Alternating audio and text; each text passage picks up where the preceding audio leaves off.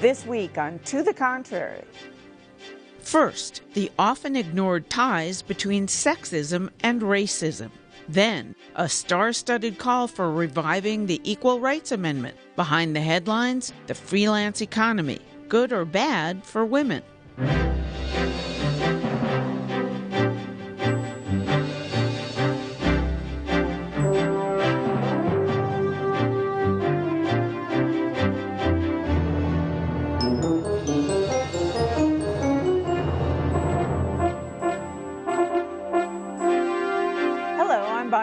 Welcome to the Contrary, a discussion of news and social trends from diverse perspectives. Up first, the Charleston church shooting.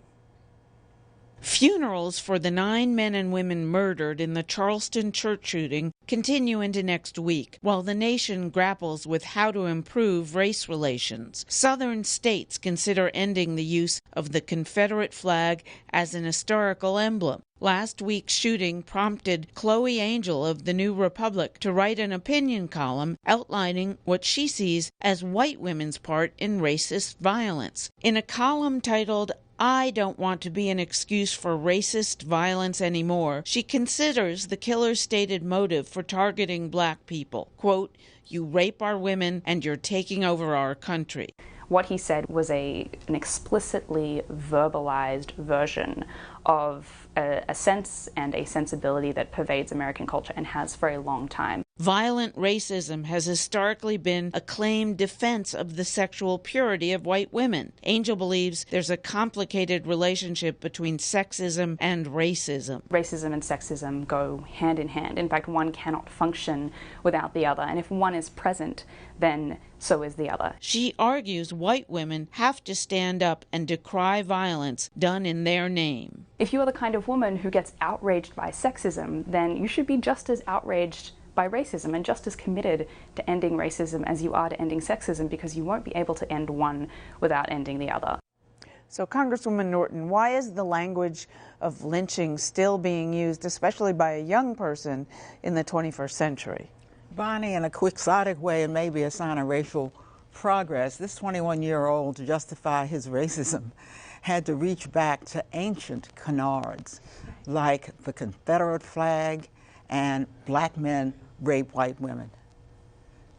Yeah, no, Eleanor's right that this is so tragic and so sad for the country, but I like to think that this is more of an outlier than the mainstream. And I think that's right. We definitely want to see this as the anomaly, but as for motive, fear, powerlessness, those are really the driving forces for why people do these types of horrible acts.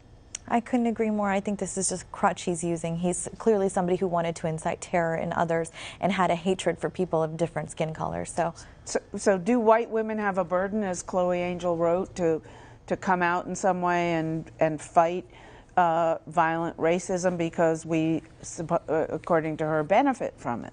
Well, you know, I would back up a bit and just say that historically she's correct, that there has been sort of a perverse intersection between the way that we talk about women and we talk about race. You know, if you go back to the 18th, 19th centuries, this is all very pervasive. And of course, women are also at the forefront of the abolitionist movement and the equal rights movement. So there's always been sort of this intersection. But I would stop there and say that I find this crime so horrifying, not because I'm a white woman, but because I'm a human being. And you look at this community and you look around at the country and you think, this is a horrible act that happened.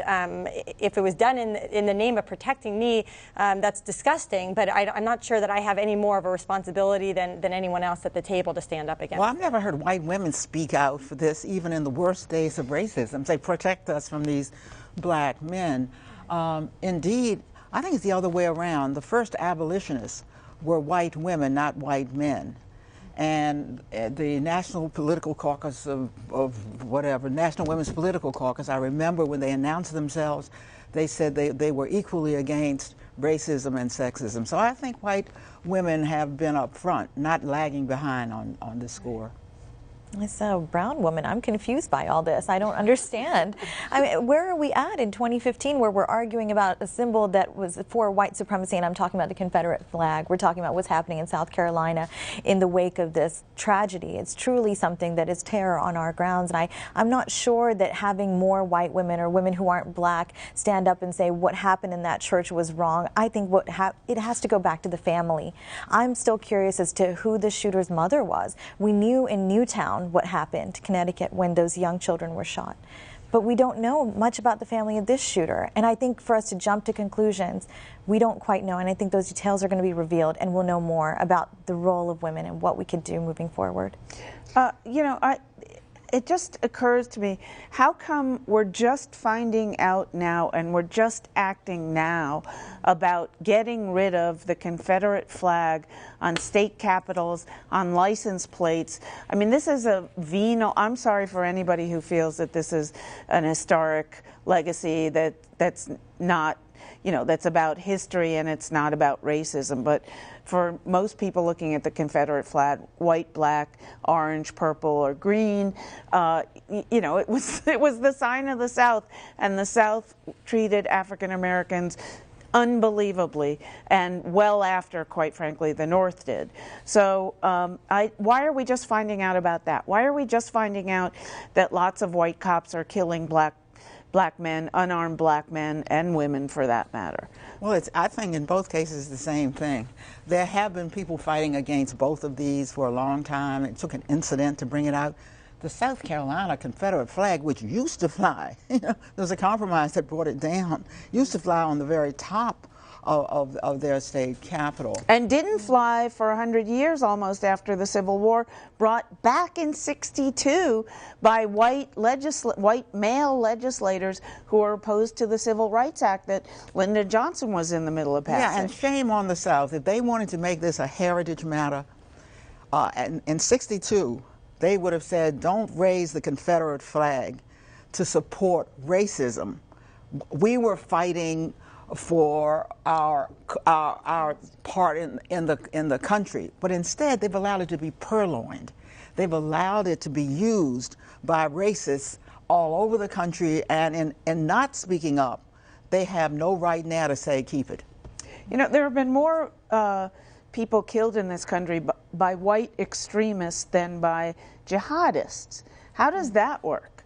Well, I mean, I think it's tough to bring all of these things together. I do think we have to be very cautious about when we use the word terrorism. There is no doubt that individuals engage in what are legitimately thought to be terrorist acts, but there is, if you will, a war that we are waging against ISIS and Al-Qaeda. So when individuals who have sympathies toward them do things, we should think of those things separately and discrete. The war at the legal level has been changed by the Supreme Court, by our federal government time and again. As we just, discussed, this shooter is the anomaly. He is the outlier. What he did and the racism that exists is unacceptable. And while there may still be institutional racism that pervades, you can also look at the Supreme Court's decision that just came down on housing, which said that it doesn't have to be overt for it to be real. I just think we have to be careful about how we talk about these things and distinguish these things, because the one thing I will say, and I've said it before, we have the fewest number of racists in this country than we have ever had on a percentage basis. This country had a much larger percentage of people who believed in segregation, who believed in racial prejudice, and they were the norm. But that's not the norm. Quickly, Angel also said to me that all white women are racist and need to admit that to themselves and act on it. Right. Your thoughts on that? Well, but what she's talking about is the long perceived and understood and researched sort of truthfully history of the hierarchy that goes with social constructions. So these socially constructed ideas of what white womanhood is about or what black womanhood is about really do still pervade the stereotypes that exist in our country. And there is, I think, some legitimacy to what she's saying, but I would hate to think that this would divide women against what is the more pervasive problem, which is, you know, we have to stop all of these kinds of acts. I wonder if her writing in some way drives yet one more wedge between white and African American women. Do you see it that way? And a wedge we don't need, frankly. To blame white women for what this kid does is far afield. I think white women and black women are together on this. White women, you say brown women, as far as he was concerned, you would be black. So. No doubt. Yeah. It's true.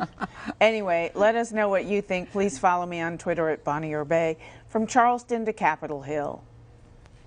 Three-time Academy Award winner Meryl Streep is lobbying Congress for the Equal Rights Amendment. In a letter to members, she calls on them to reflect on the issues of inequality faced by the women in their lives. Quote, "I am writing to you to ask you to stand up for equality for your mother, your daughter, your sister, your wife, or yourself. The amendment was written in 1920 and didn't pass until 1972. However, it failed to be ratified by the required number of 38 states in 1982. Streep writes, a whole new generation of women and girls is talking about equality, equal pay, equal protection from sexual assaults, equal rights."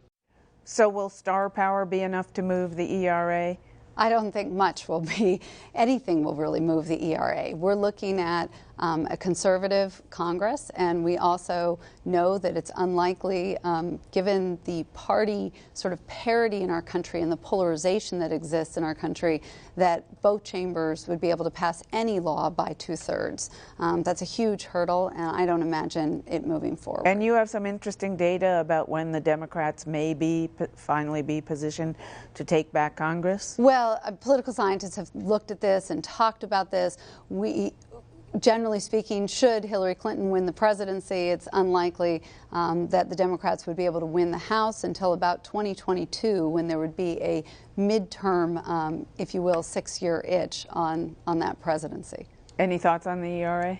Yeah, look, I mean, first of all, I adore Meryl Streep, so it sort of pains me to think that I might be on the other side from her on this issue. But I think this is where there's sort of a perhaps lost in translation is what the ERA would actually do. And I think right now what people don't realize is that women are equally protected under the law, and the ERA would give women equal rights under the law. And for some sort of more extreme feminists, this would be an opportunity to attack what they view as the gender system. So things like single-sex education, Girl Scouts, Boy Scouts, even girls' toys versus boys' toys could suddenly sort of be under attack in the law. And I think that's where people don't realize that very different, in fact, sort of apropos to our previous conversation, very different than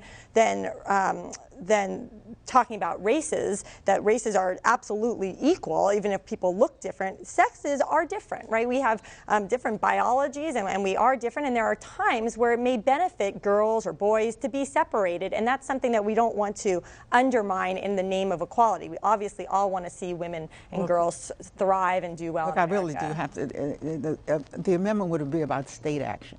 So girls' toys and boys' toys would not be under attack. It is true that there could be some unintended consequences, and those were argued to fare thee well in 1972 when this amendment first went forward. Yes, the climate does not even allow us to get a small reform, updating of the Equal Pay Act.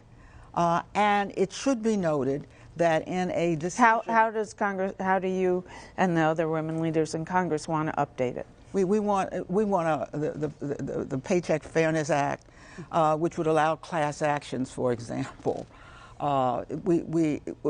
These are nothing that change the basic outline.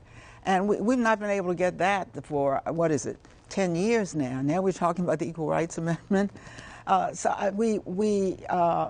should note, though, and this is important to note, that as a lawyer, Ruth Bader Ginsburg argued the case that did find that the 14th Amendment, the Equal Protection Clause, covers women. So we have made some progress, even though we're not fully there with you're absolutely right. The 14th Amendment is protection what the Equal Rights Amendment would allow women to be more proactive. And the climate in Congress right now is worse than when you started trying to. Much way worse. worse. Much worse. Yeah. And indeed, you got a Congress that let the appropriation for the Homeland Security Committee run out before they even did anything about it, because the president wanted to by executive order, change things for the families under the immigration law. So, we're talking about things that are far less momentum than the Equal Rights Act that we can't get done in the Congress today. I mean, the advancement of women and girls, this is an issue that we've been talking about, particularly within the 5 to 10 years that we've had technology be so pervasive in this empowerment fight. And what's happening in Congress, I think, I tend to agree with you on the piecemeal approach that we have to go about this. If we're going to make a big push, Meryl Streep, as adorable as she is, she has her own, sort of motivations in this. I mean, there's been a lot of talk about how things are in Hollywood for women like her, superstars. I'll just add that I think that certainly discrimination exists. Certainly there are bad people out there. There are men who are crass in every industry, and I'm sure we've all encountered it.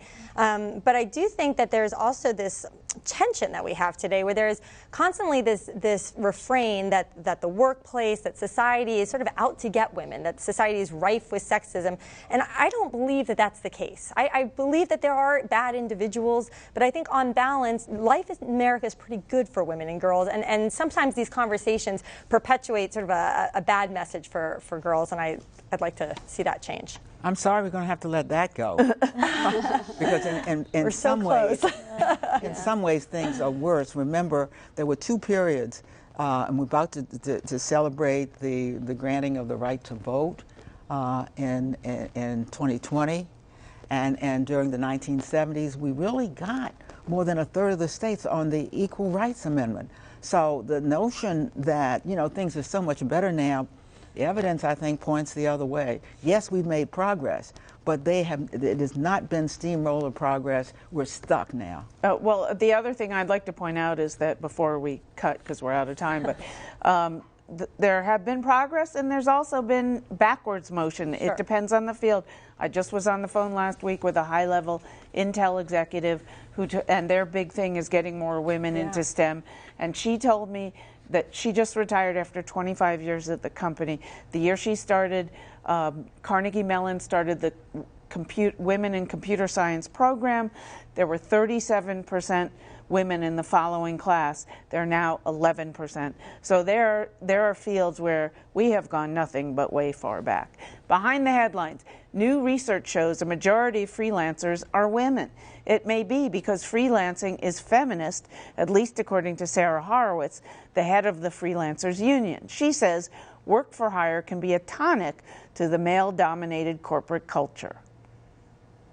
Freelancing is feminist because it gives women a way to start ordering their lives in a way that actually makes sense to the way people and women want to lead their lives. So instead of having it be that we all have to go to a 9-to-5 job, and for women that frequently means doing the second and third shift of taking care of children and their parents, it's now a way for women in particular to start to say, what do I really want to do with my life, and how can I fit these pieces together in a way that's a fuller life for me?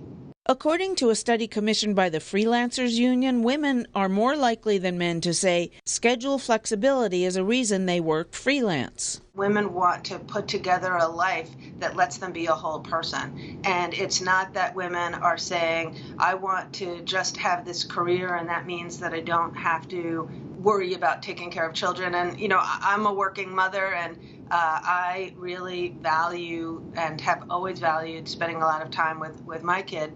And I think that we, instead of this concept of, having it all, it's really just, I want to be a human being. And a human being means that you have a full life, a life of love and a life of things you're interested in, a life of work, and that you can put that together in a more sane way. On the other hand, most freelancing jobs typically do not offer benefits that come with some salaried positions. This can be difficult to navigate for women, especially mothers. But Horowitz says salaried women already face these issues. There aren't that many jobs nowadays that are full-time, with benefits that give people childcare benefits. That is not the experience now of Americans.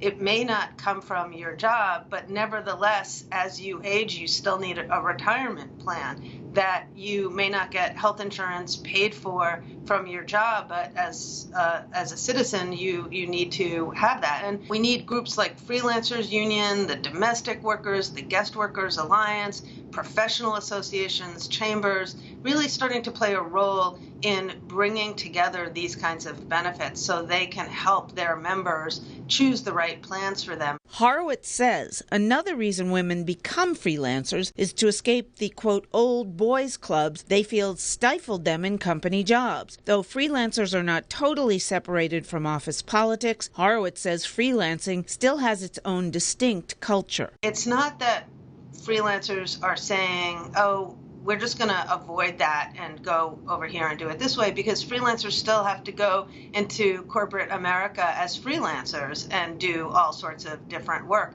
Freelancing, though, can really make it a safer environment to just do your own work in your own way. And I think it does have a different culture. It is all about building up your network and connections to other people, really building up teams. And these are things that women really have as a strength. Horowitz says while freelancing may alleviate many problems faced by working women, only total cultural change can fully dismantle the monkey bars. We still don't see the strength and value that women bring to the table. What freelancing does is it lets you open up these possibilities a little bit more than before, but not nearly enough. And not enough money as far as most of the freelancers I talk to are concerned. You're a freelancer. How does it work? I am. The hustle and bustle and the uncertainty of the paycheck makes it tough. I won't lie. But the trade-offs are great, and the flexibility of schedule, the leaving the sort of politics of offices, that's been great. And I really wouldn't trade it for anything. I'm entering my 5th year now, and I'm happy to be one of 53% of women in this country who is a full-time freelancer. Really? 53%? That's amazing to me. Well, I mean, I have seen this my whole life because my mom has actually always been in real estate, and she was a broker. She bought properties and sold them, and she also has done sort of, deals for other people. And one of the things that she always used to say is, after every deal, I'm unemployed. So it is a difficult thing. It was great that she was able to raise me as a single mom and be there when I came home from school, but it was tough to make sure that there was always enough money to pay the bills and buy the groceries. Well, it seems to me the real freelance economy started about 20 plus years ago, where really jobs no longer came bundled with vacations, with health care. Now, of course, there's Obamacare, but and with all kinds of benefits that the post-World War II boomer generation, those people, because there was a shortage of labor in the 40s and 50s, right? The company started packaging benefits with full-time jobs and guaranteed money and in some cases overtime. But all of that has fallen apart. Very much so, and I think that there's sort of two things here. One is what women actually want in the workplace, and that flexibility component is something that especially working mothers really want. Our research has been demonstrating that, but it's also a change in the economy. And I had an opportunity to have lunch with Henry Timms, who just wrote a great article in Harvard Business Review yesterday, and he talked about sort of the shift from old power to new power, and this is very much what we're seeing here, which is sort of the old news style rooms are changing, and that there's a combination of people wanting to get out of that space, and also the news industry changing its whole direction and not having as much money as in the past. And so I think we're sort of seeing these two worlds kind of intersect right now. And the impact on women. But the outsourcing is not just a question of one industry. It's a question of the huge advantages corporates have over employees. It's part of income inequality, wonderful advantages, huge disadvantages. The kind of economic security that our fathers and grandfathers fought for and had is going from this generation. That might be the case, but I'd also say that, I mean, there's trade-offs with everything that we do, right? If I had chosen to go to Wall Street, I'd be working very long hours. I would probably never see my children, but I'd be able to pay my bills much more easily. Then some. Right, exactly. One would hope. I didn't make those choices, and I did spend several years after I had my first couple of children, working part-time in this freelance capacity, writing speeches and such. And it is, you are hustling, but it made, it worked for us for that time period, and then you might change. And I think we have to remember how dynamic the work environment is. You have equal choices. Many of these people, if not most of them, don't have a choice. The kinds of choice that says you have a 9-to-5 job, and if they had an opportunity for a 9-to-5 job, they would jump at it. Well, I think paid maternity leave is something she's talking about. How many of your freelancer friends would jump into a full-time gig if offered? I think it's an even split right now, to be very frank, because they like so much of the, the flexibility, the getting away from the office politics that didn't allow them to get ahead, being able to set their own rate, something that works for them at this particular point in their life. I love that you bring it up, these points, the 9-to-5 job offers security such as health care and paid maternity leave, but less and less those 9-to-5 jobs are offering these perks. So women like me joined Freelancers Union the minute I went out on my own and got health insurance through them. And I think we're finding these collaborative workspaces, and we're making it work so that we sort of go against the grain and make it work for ourselves in the same way it did. Yeah, I mean, I know there was a time that I did consulting as well, and I have gone back and forth between both situations. And also in the private sector, and it is uncomfortable. There are great trade-offs because I can write fast at night, but then again, I can't go to the doctor always. We got to go. That's it for this edition. Please follow me on Twitter and visit our website, pbs.org/to the contrary. And whether you agree or think to the contrary, see you next week.